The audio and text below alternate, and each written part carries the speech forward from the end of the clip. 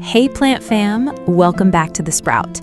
Today, we are talking about one of the most beloved houseplants in the world, the Spathiphyllum, better known as the peace lily, or in some circles, the Sensivisium, or simply Spath.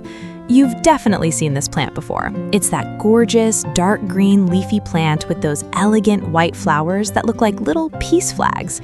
It's everywhere, in living rooms, offices, doctors' waiting rooms, even hotel lobbies. And there's a good reason for that. This plant is beautiful, it's forgiving, and it actually cleans your air. But here's the thing.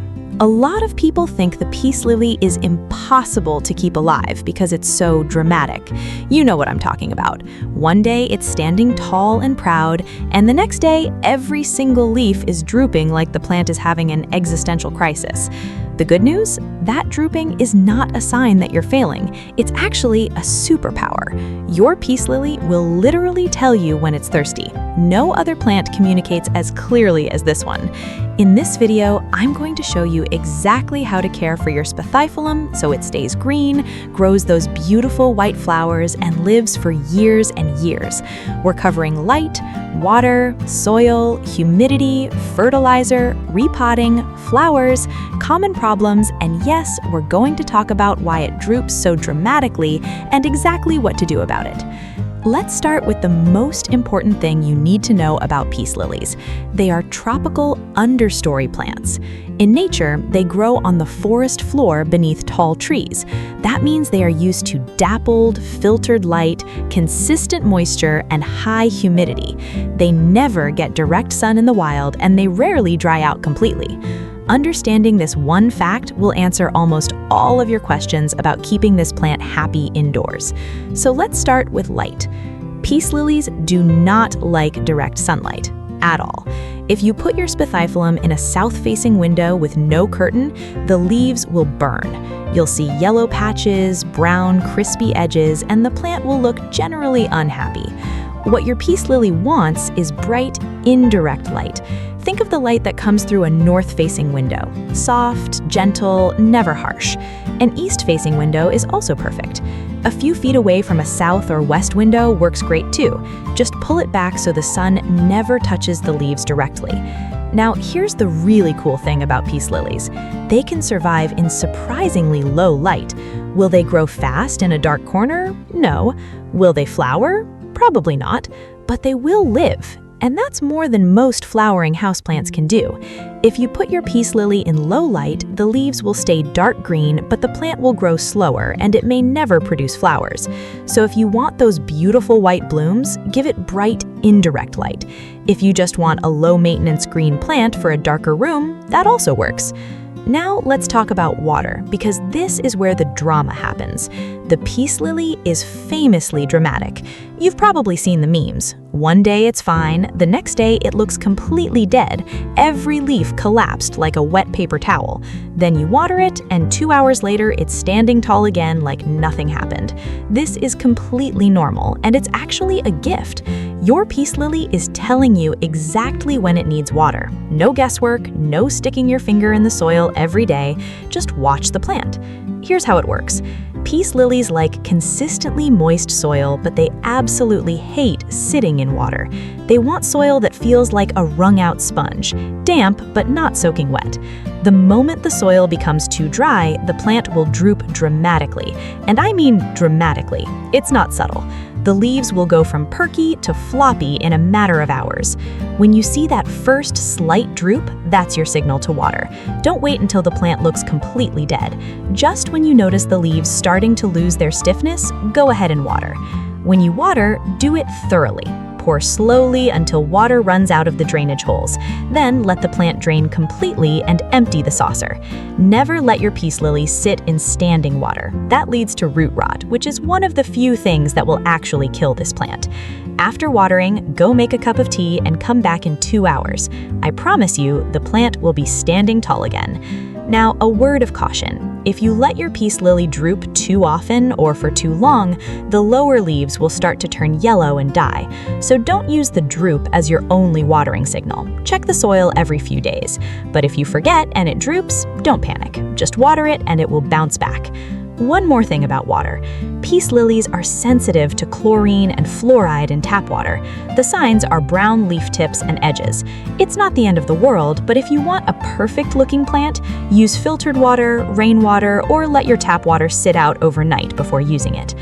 Let's talk about soil and pots. Because peace lilies like consistent moisture, you need a soil mix that holds some water but still drains well. Heavy garden soil is too dense. Straight potting mix from the bag is okay, but it can get compacted over time. I recommend using a good quality indoor potting mix and adding about 20% perlite. That gives you the perfect balance. The soil stays moist, but air can still reach the roots. When it comes to pots, drainage holes are non-negotiable. Peace lilies do not like wet feet. A pot without drainage holes is a death sentence for this plant. Terracotta pots work, but they dry out faster, so you'll need to water more often. Plastic or glazed ceramic pots retain moisture longer, which can be good if you tend to forget to water. Choose based on your own habits. Repot your peace lily every 1 to 2 years, or when you see roots coming out of the drainage holes. When you repot, only go up 1 pot size. Too much extra space means extra soil that stays wet too long, and that leads to root rot. Now let's talk about humidity and temperature. Peace lilies are tropical plants. They love humidity. In their natural habitat, humidity is often 70% or higher. In most American homes, humidity is closer to 30 or 40%, especially in winter when the heater is running. Your peace lily will survive in average humidity, but it will be much happier with a little extra moisture in the air. The signs of low humidity are brown leaf tips and edges and leaves that curl slightly. To increase humidity, you have several options. Group your peace lily with other plants. They create their own little humid microclimate. Place a small humidifier nearby, or set the pot on a pebble tray filled with water. Just make sure the pot isn't sitting directly in the water. Do not mist your peace lily. Misting does almost nothing for humidity, and it can lead to fungal spots on the leaves, especially if water sits in the crevices where leaves meet the stem. As for temperature, peace lilies like it warm, between 65 and 80 degrees Fahrenheit. They can survive down to about 55 degrees, but cold drafts are a problem. Keep your plant away from drafty windows, air conditioning vents, and exterior doors. Sudden temperature changes can cause yellow leaves and general unhappiness. Let's talk about fertilizer. Peace lilies are not heavy feeders, but they do need some food to produce those beautiful white flowers. During spring and summer, feed your peace lily once a month with a balanced liquid houseplant fertilizer diluted to half strength. Look for something like a 20-20-20 ratio. Mix it at half what the bottle says. Do not fertilize in fall and winter. The plant is resting, and unused fertilizer will build up in the soil and burn the roots. There's one very important thing you need to know about fertilizing peace lilies. They are sensitive to too much fertilizer, especially nitrogen. If you over-fertilize, you'll get lots of beautiful dark green leaves, but no flowers. And you might see brown leaf tips and a white crust on top of the soil. If that happens, flush the soil with plain water several times to wash out the excess salts. Less is definitely more with peace lilies. Now let's talk about the flowers, because that's why a lot of people buy this plant. The white part that looks like a flower is actually called a spathe. It's a modified leaf that wraps around the spadix, which is the bumpy little spike in the middle that holds the actual tiny flowers. A healthy peace lily will bloom several times a year, usually in spring and summer, but sometimes in fall too. If your peace lily isn't blooming, there are 3 possible reasons. The first and most common reason is not enough light. Remember, peace lilies can survive in low light, but they won't bloom there. Move your plant to a spot with brighter, indirect light and give it a few weeks. The second reason is age. Young peace lilies or newly propagated plants may need a year or 2 before they're mature enough to bloom. The third reason is fertilizer. Too much nitrogen gives you leaves, not flowers. Switch to fertilizer with slightly higher phosphorus, which supports blooming. Look for something like a 10-15-10 ratio, and be patient. Once your peace lily is happy, it will reward you with those elegant white flowers that last for weeks. Let's talk about pruning and grooming. Peace lilies don't need a lot of pruning, but a little maintenance keeps them looking their best. Remove any yellow, brown, or dead leaves at any time. Just cut them at the base with clean scissors. When the white flowers age, they turn green and then brown. That's normal. Cut the flower stem off at the base once it starts to look tired. This encourages the plant to put energy into new growth instead of old, dying flowers. You can also wipe the leaves with a damp cloth once a month to remove dust. Dust blocks light and makes it harder for the plant to photosynthesize. Do not use leaf shine sprays. They clog the pores of the leaves. Now let's talk about propagation. Peace lilies are easy to propagate, but not by cuttings.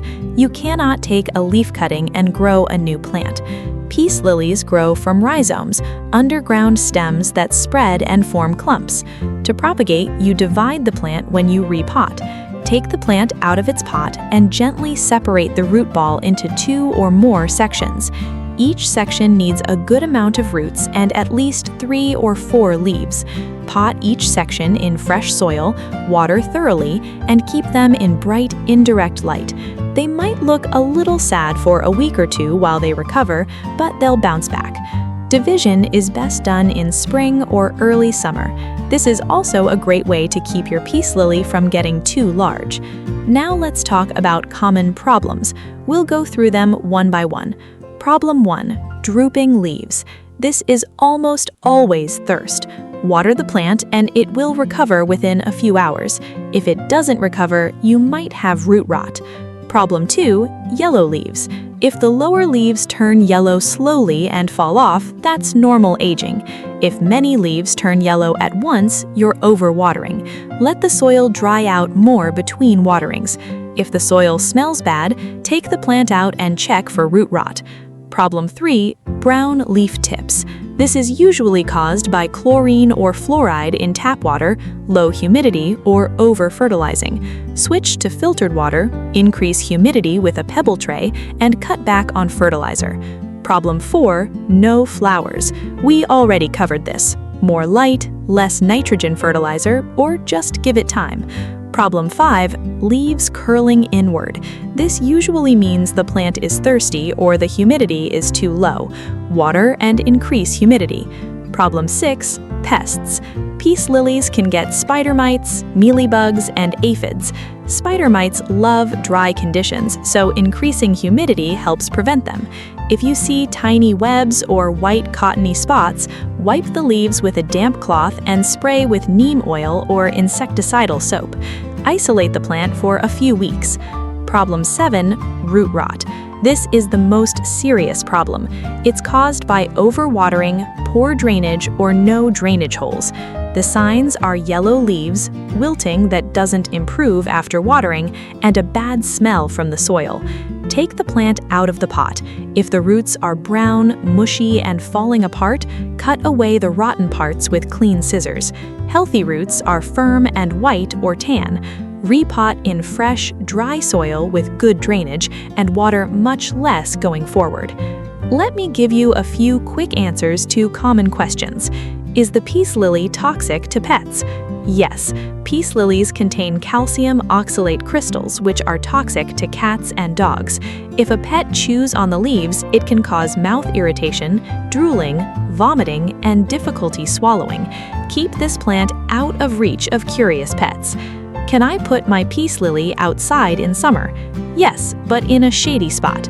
Morning sun is fine, but afternoon sun will burn the leaves. Bring it back inside before temperatures drop below 55 degrees at night.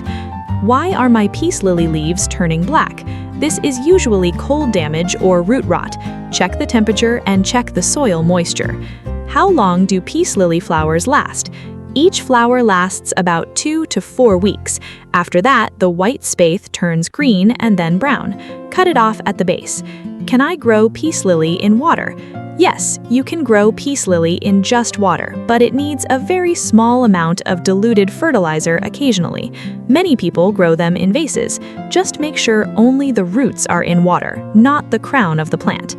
Let's wrap everything up. The Spathiphyllum, or peace lily, is one of the most rewarding houseplants you can own. It's beautiful, it cleans your air, and it literally tells you when it needs water. Give it bright, indirect light, but it will survive in low light. Water when the leaves just start to droop, but don't let it sit in water. Use well-draining soil with perlite. Average humidity is fine, but it appreciates extra humidity from a pebble tray. Fertilize monthly in spring and summer at half strength. Divide the plant to propagate. Watch for brown tips, yellow leaves, and root rot from overwatering, and keep it away from pets. Here's the most important thing to remember. The peace lily is dramatic, but that's not a flaw, it's a feature. When it droops, it's not dying, it's just talking to you. Listen to it, water it, and it will bounce back every single time. If you have a peace lily at home, let me know in the comments. How big is yours? Has it flowered for you? Post a picture, I'd love to see it. And if you're new to The Sprout, hit subscribe. We put out new plant care videos every week. No plant shaming, just real tips for real plant parents. Thanks for watching. Take care of your plants, and they'll take care of you. See you in the next video.